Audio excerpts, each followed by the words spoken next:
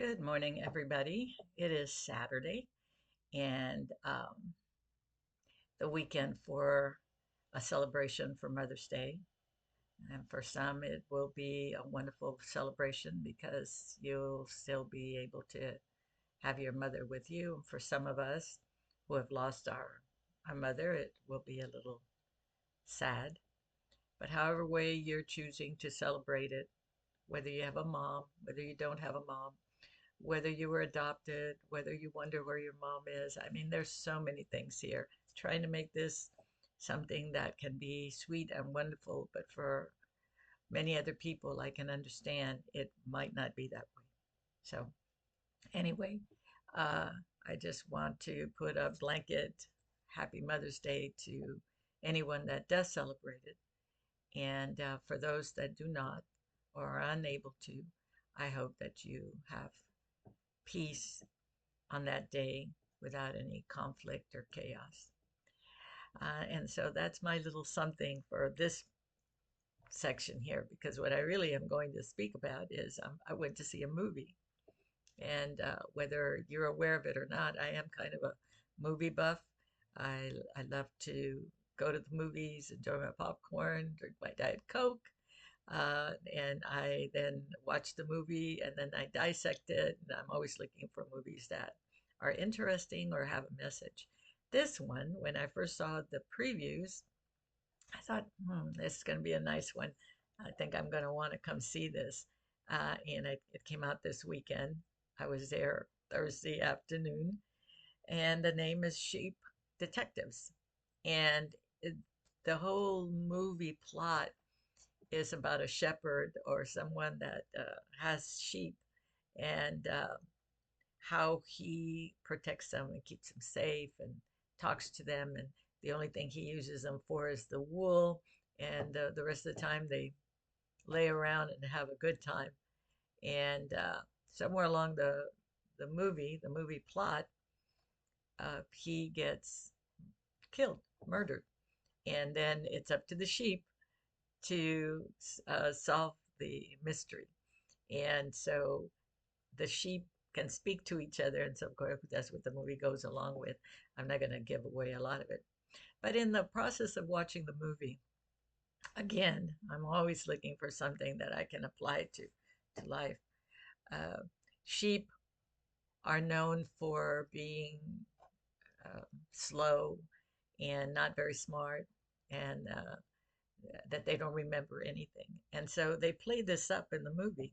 When something happens, the sheep will count to three and then they all forget. And then they're back into, oh, let's go have fun. Let's do this. Let's do that. But in part of the movie, the person that's been murdered appears to them to tell them not to forget the memories. And it got me to thinking. As a counselor, I deal with people that come to see me because the memories are very painful and they're trying to find a way to forget.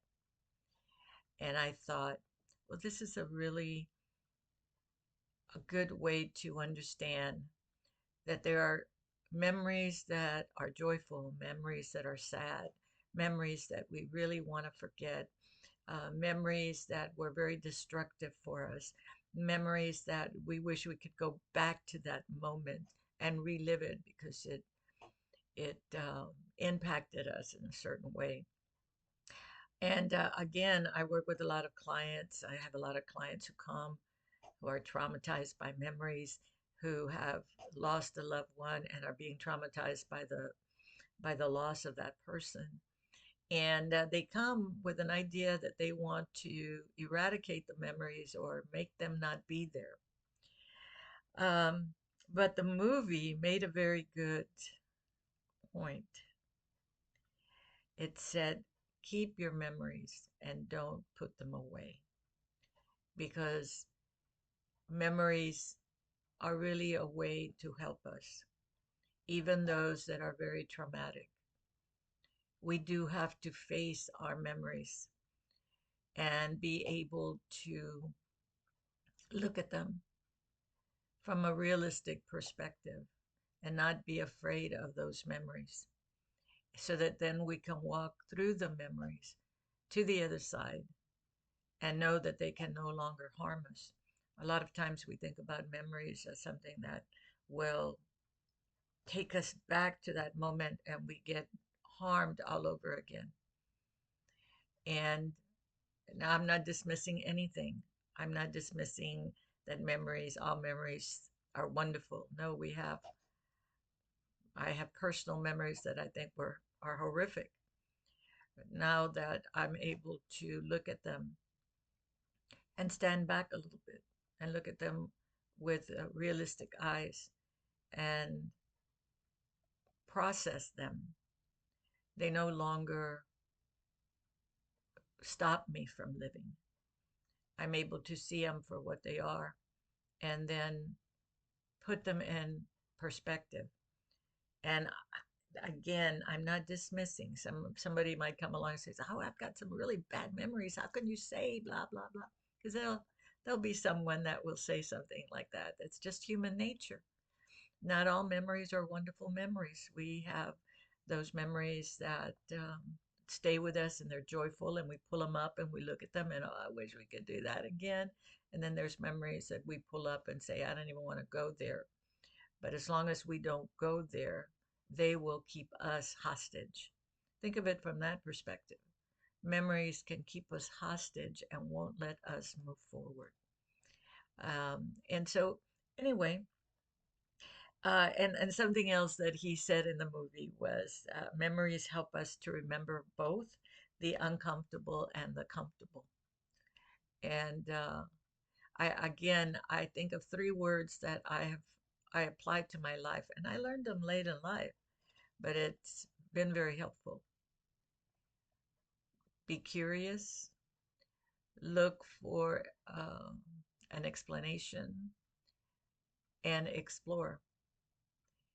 And that helps you take a step back.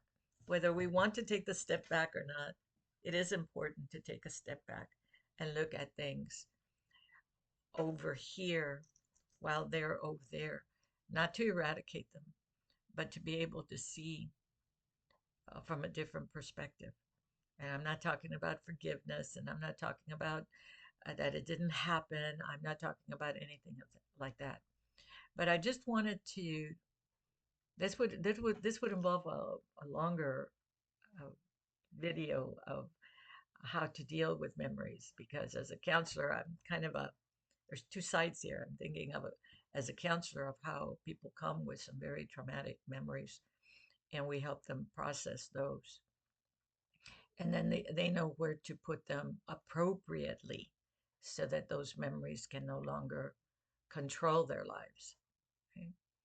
And so the whole gist of the message of the movie was memories have a place in our lives where they can help us move forward. They can make us very uncomfortable, and we can choose to explore and confront and examine and be curious so that they can no longer take us to a place where we don't want to be. So it goes both ways. It's going to take us to a place where we love and we want to be there, but we can't stay there because it's just a memory. And sometimes you can't make that memory reoccur. Or it takes us to a place where it's very painful and we want to completely eradicate it. But it's not eradicated. It becomes part of who you are, and you learn to adjust, and you learn to walk with it without it harming you because it doesn't have any power over you. And that's sometimes something that we forget. Memories can be very powerful, and it's up to us to determine how powerful they're going to be in our lives. Are they going to paralyze us? Are they going to are we going to look at the memories for what they are? A time in our lives when something tragic happened or something joyful happened, and go forward.